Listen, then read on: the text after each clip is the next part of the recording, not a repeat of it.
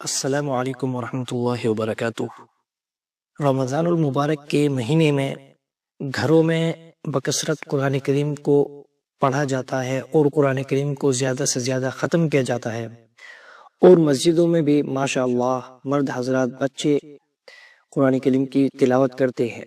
جب ہم قرآن کریم پڑھتے ہیں تو قرآن کریم کی تلاوت کرتے ہوئے کچھ مقامات ایسے آتے ہیں، کچھ آیتیں ایسی آتی ہیں کہ جن کو پڑھنے سے اور جن کو سننے سے سجدہ واجب ہو جاتا ہے۔ ایسے مقامات اور ایسی آیتیں 14 ہے قرآن کریم کے اندر کہ جن کو پڑھنے سے اور جن کو سننے سے فوراً سجدہ واجب ہو جاتا ہے۔ اگر کوئی شخص قرآن کریم کی آیت سجدہ سن کر یا پڑھ کر سجدہ نہ کرے تو وہ بڑا گنہگار ہوگا۔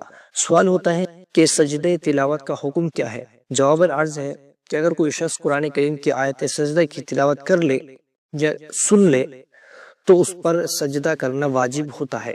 دوسرا سوال ہوتا ہے کہ سجدے کی نیت اور سجدے کا طریقہ کیا ہے، کس طریقے سے سجدہ کیا جائے؟ جواب عرض ہے کہ سجدے کی نیت یہ کر لے کہ میں نے فلاں آیت سجدے کی تلاوت کی تھی، اب میں اس کا سجدہ کر رہا ہوں، تو انشاءاللہ آپ کی نیت درست ہوگی۔ اور سجدے کا طریقہ یہ ہے کہ پہلے آپ سجدے کی نیت کریں۔ جب آپ سجدے کی نیت کر چکے ہو، بغیر ہاتھ اٹھائے اللہ اکبر کی تکبیر کہتے ہوئے سجدے تک چلے جائے۔ سجدے میں پہنچنے کے بعد کم از کم 3 مرتبہ سبحان ربی العلی یہ تسبیح پڑھے اور اللہ اکبر کہہ کر کھڑے ہو جائے۔ اگر آپ بیٹھ کر سجدہ کرنا چاہتے ہیں تو بیٹھ کر بھی آپ کا سجدہ ادا ہو جائے گا، لیکن افضل طریقہ یہ ہے کہ آپ کھڑے ہو کر پھر سجدہ کریں۔ دوسرا سوال ہوتا ہے اگر ایک جگہ بیٹھ کر ایک آیت سجدہ کو متعدد مرتبہ پڑھا جائے تو کتنے سجدے واجب ہوں گے؟ تو جواب عرض ہے ایک ہی آیت سجدہ کو متعدد مرتبہ ایک ہی مجلس میں پڑھا جائے تو ایک سجدہ واجب ہوگا، لیکن اگر ایک ہی آیت سجدہ کو الگ الگ جگہ میں پڑھا جائے، تب محفل اور مجلس کو تبدیل کر کر پڑھا جائے تو پھر جتنی مرتبہ آیت سجدہ کو تلاوت کیا جائے گا اتنے ہی سجدے واجب ہوں گے۔ اور دوسرا مسئلہ یہ ہے کہ ایک جگہ بیٹھ کر جتنی آپ آیت سجدہ تلاوت کریں گے اتنے ہی سجدہ آپ پر واجب ہوں گے۔ اور سجدہ تلاوت کے لیے وہی شرائط ہیں جو سجدہ نماز کے لیے ہوتے ہیں، یعنی جب آپ نماز پڑھتے ہیں اور نماز کے جو سجدے کرتے ہیں اس کے لیے جو شرائط ہوتے ہیں، وضو کا ہونا، بدن کا پاک ہونا اور قبل رخ ہونا، تو یہ سب چیزیں سجدہ تلاوت کے لیے ضروری ہے۔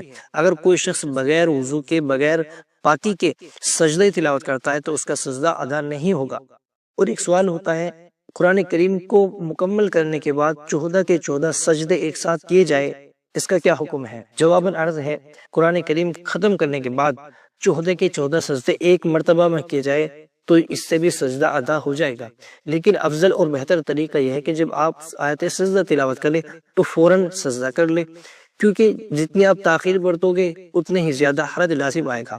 اس لیے جب آپ آیت سجدہ پڑھیں تو فوراً سجدہ کر لیں، لیکن بہرحال اگر آپ قرآن کریم کو ختم کرنے کے بعد بھی 14 کے 14 سجدے ایک ساتھ کرتے ہیں تو آپ کے سجدے ادا ہو جائیں گے۔ اللہ تعالی ہمیں قرآن کریم سے محبت کرنے والا اور سنت کے مطابق زندگی گزارنے والا بنائے، آمین۔ السلام علیکم ورحمۃ اللہ وبرکاتہ۔